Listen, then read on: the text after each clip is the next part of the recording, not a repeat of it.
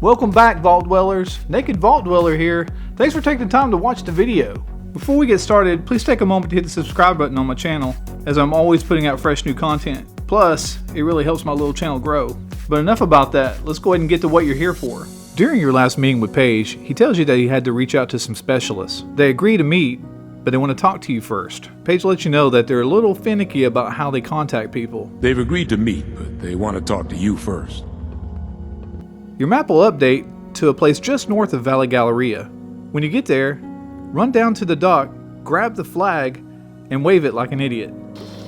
Vault Dweller, we see your signal. Make your way due north towards the hill. You'll see a concrete bunker.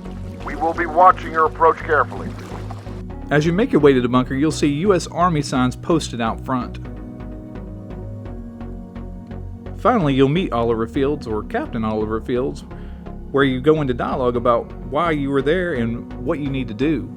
Be careful here, Colonel Sanders is a regular Ronald Ernie, and he's quick to shoot down most of the predefined wit that you throw out there on him. Because we can all see that you are, especially your head and your ass. It's still pretty funny to watch, but your choices have no bearing on the final outcome of the conversation. When your conversation draws to an end with Ernie, Radcliff will jump in and say that we need to work together to find the equipment he needs to beat the turrets. Seeing as we have a good feeling about you, I say we work together on this one.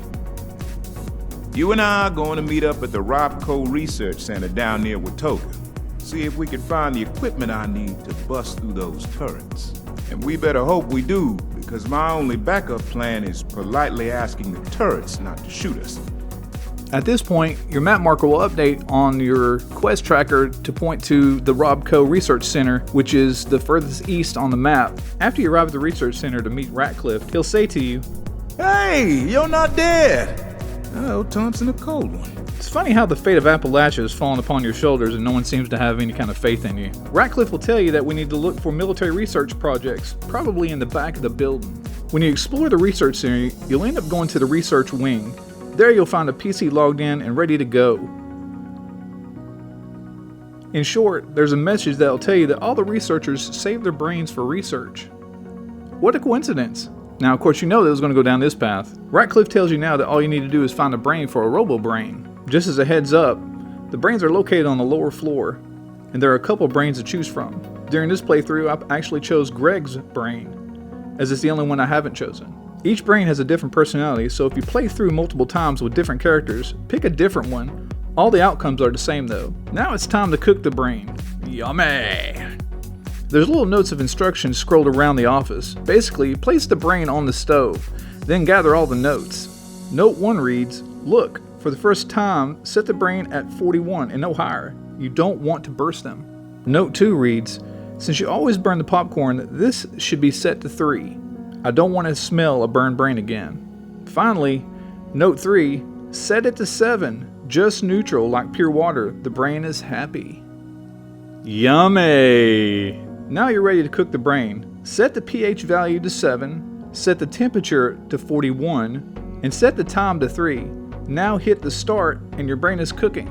Yummy!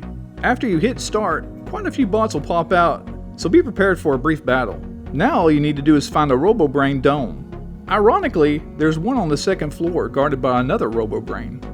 Once you have the Robobrain dome, you'll work your way back to the Robobrain and put it on the robot. They'll come to life and open up with the dialogue of the brain that you decided to use. Once you make it through all the dialogue with the Robobrain, it will go over to a workbench and start working, like my boys do whenever I ask them to clean the room.